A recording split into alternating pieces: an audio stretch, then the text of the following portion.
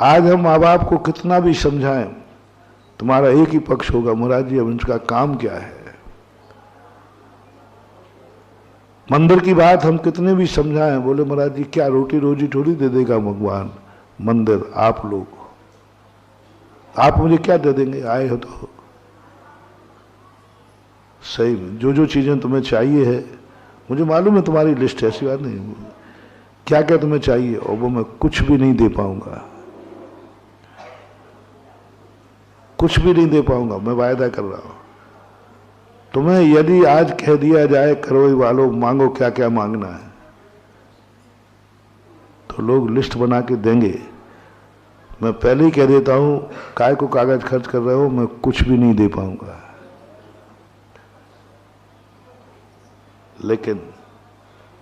लेकिन जो तुम चाहते हो उसके लिए यदि मेरा नाम ले लोगे तो सगुन जरूर हो जाएगा, सफलता मिल जाएगी। अब दो रूप कर दिए मैंने, एक तो देने लेने वाला और एक करने वाले के लिए सगुन। अब दोनों में से तुम्हें कौन सा चाहिए? देने लेने वाला तो जिनेंद्र हो नहीं सकता, माँ बाप भी नहीं हो सकते, वृद्ध हो चुके हैं। तुम उनसे कोई काम ना करो कि हमें कुछ मिल जाएगा, बिल्कुल गलत है। धर्म कुछ दे देगा, गलत है। बस अब एक ही पॉइंट रह गया, तुम्हारे मन में एक भावना बन जाए, माँ बाप हमारे कुछ नहीं देंगे लेकिन उनके चरण छू के जाएंगे तो हमारे कर्म में सफलता मिलेगी, सगुन मान लो।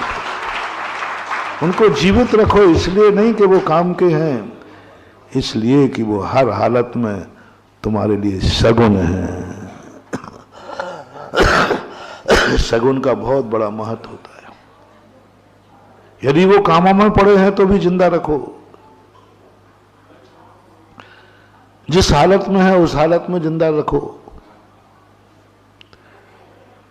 कभी नहीं सोचना कि उनका वो भार है। अब मैं दूसरी बात, यदि सगुन तो तुम्हें कोई ना कोई चाहिए, बिना सगुन के तुम कर्म में सफल नहीं हो पाओगे,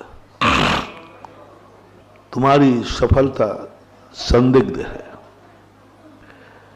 इसलिए तुम कुछ सगुन करो, कुछ मंगलाचरण करो, कुछ मंगलाचार करो, कुछ शुभ करो। गृहस्थों को जो धर्म बताया है वो धर्म के रूप में नहीं बताया, उन्हें कर्म की सफलता के लिए बताया। बस तुम एक बात मान लो, सगुन शुभ। माँ बाप कोई काम, बिल्कुल एक नियम पहले ही बता दिया, तुम्हारी तो धारणा है ही, मैंने खुद सपोर्ट कर दिया, वो अब तुम्हारे किसी काम के, क्योंकि तुम्हें जो चाहिए उसके लिए वो असमर्थ हैं, वृद्ध हैं। अब बात उनको जीवित इसलिए रखना कि वे तुम्हारे घर के सगुन हैं। पैर इसलिए नहीं छूना कि वो बड़े हैं, पैर इसलिए छूना कि उनके पैर तुम्हारे लिए सगुन हैं, शुभ हैं, मंगलाचरण संकेत हैं। उनको रोटी इसलिए नहीं देना कि वो भूखे हैं, रोटी इसलिए देना कि वो रोटी तुम्हारी रोटी के लिए सगुन है।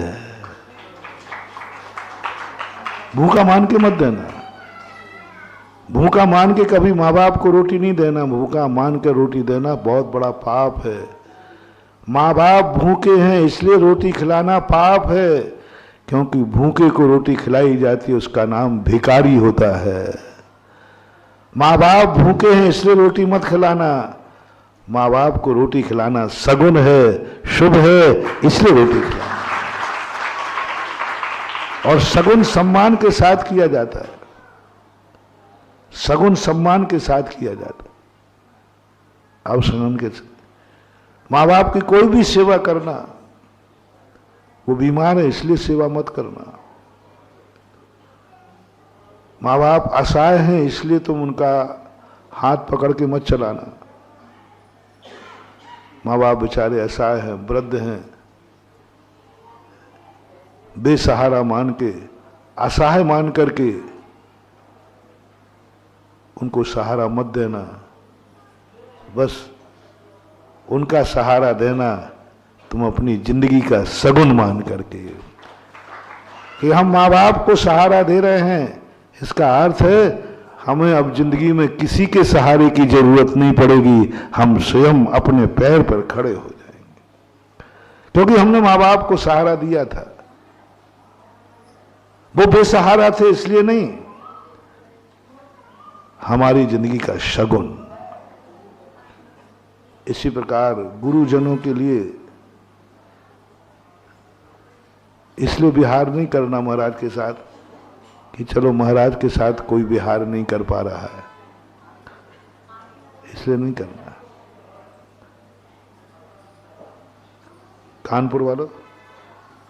कानपुर वाले इसलिए विहार कर रहे आ रहे महाराज जी, अब विहार तो कराऊंगा ही, क्योंकि आपने रास्ता ऐसा पकड़ लिया, कोई भी रास्ते में नहीं है, तो अब विहार तो कराना ही पड़ेगा, कभी नहीं कराना। साधु अकेला है इसलिए विहार कराना, साधु को असमर्थ है इसलिए विहार कराना, इस रास्ते में कोई नहीं है इसलिए विहार कराना नहीं, ये बहुत बड़ा पाप है। साधु अकेला है, साधु के साथ कोई नहीं है, और साधु के ऊपर संकट आ सकता है, ये एरिया खतरनाक है, इसलिए कभी भूलकर विहार मत कराना। शायद साधु मरे तो मरने देना, साधु संकट आवे तो आने देना, पर तुम्हारी कभी ये मीटिंग मत कर देना, बहुत बड़ा पाप है। बस इतना ही सा कर देना, साधु का विहार कराना हमारे लिए सगुन है, पुण्य का कारण है, अभाग्य है मेरे, विहार इनका कराऊंगा, किस्मत मेरी बदलेगी, एक करंट है मेरी जिंदगी में, मुझे वो पुण्यबंध होगा। अभी रास्ते में कहा था ना एक दिन कि साधु के विहार कराने में क्या लाभ है, साधु को क्या फायदा है, मुझे तो कोई फायदा नहीं। एक आध व्यक्ति जरूर चाहिए रास्ता बताने के लिए, इतने सारे लोगों को चलने की क्या जरूरत है? क्यों जब महाराज चलते हैं तो, क्यों भगवान जब चलते हैं तो लाखों देव चलते हैं?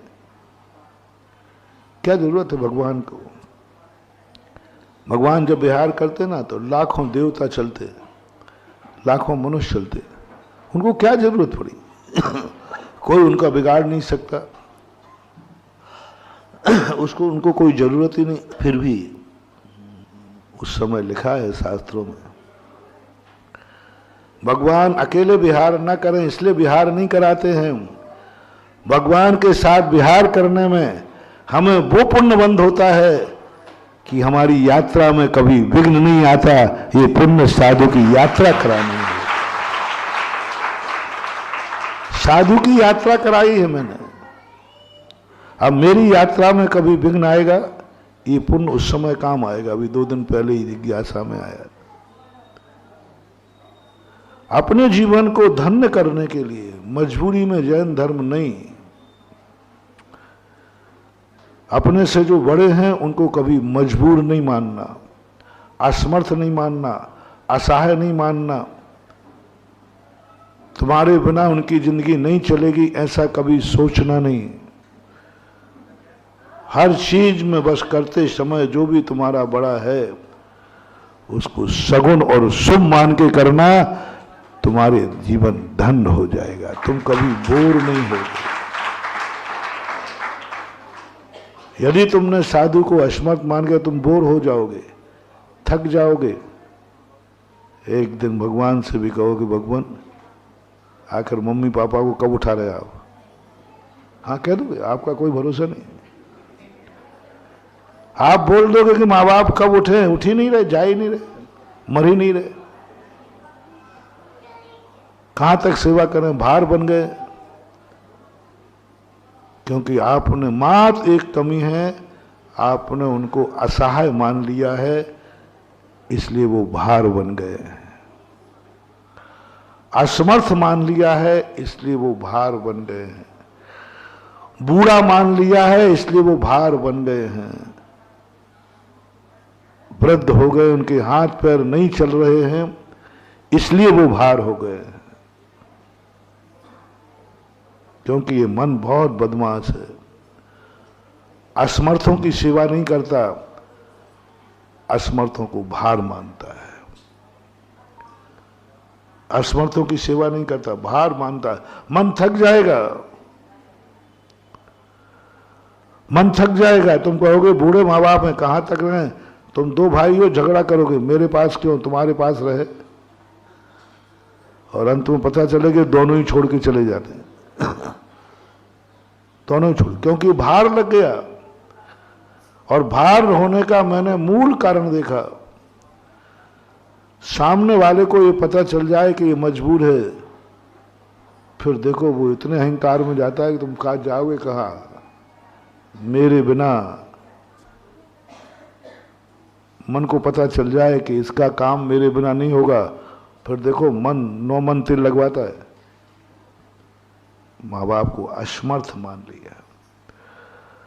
बस आज से ही तुम माँ बाप को असमर्थ नहीं, असहाय नहीं, वृद्ध नहीं, सगुन मान लो, शुभ मान लो कि माँ बाप मेरे घर में शुभ है, सगुन है, पवित्र है।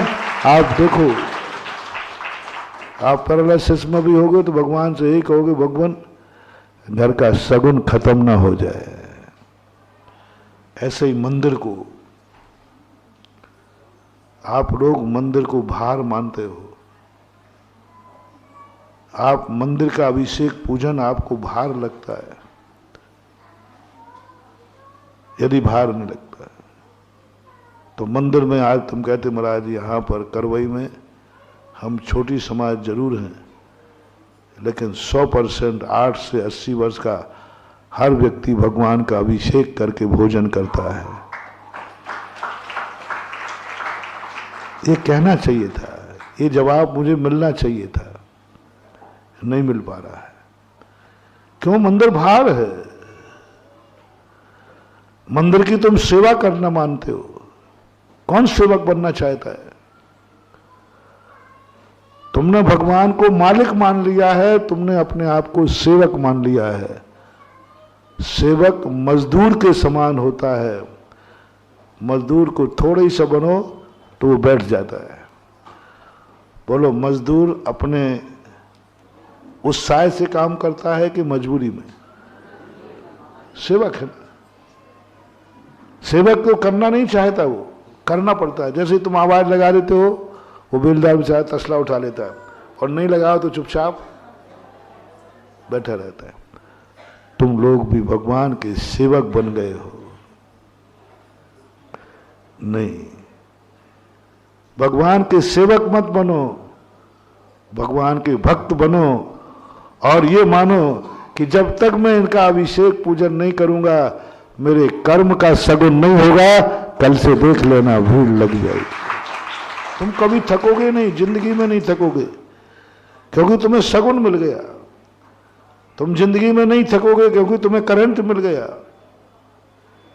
तुम्हारे मन में यह धारणा बनाना है कि हमारा कर्म जितना भी सफलता मिलना है, उसके पीछे धर्म का करंट चाहिए। बिना धर्म के करंट के कर्म में सफलता नहीं मिलेगी। धर्म को कर्म से जोड़ दो, कर्म को धर्म से जोड़ दो, और इन दोनों का कलेक्शन एक साथ बन जाएगा तो धर्म भी जीवित रहेगा और कर्म भी तुम्हारा खेत हरा भरा हो जाएगा। ज्यादा नहीं करना। बीज छोटा होता है, बीज थोड़ा होता है, फसल बहुत आती है।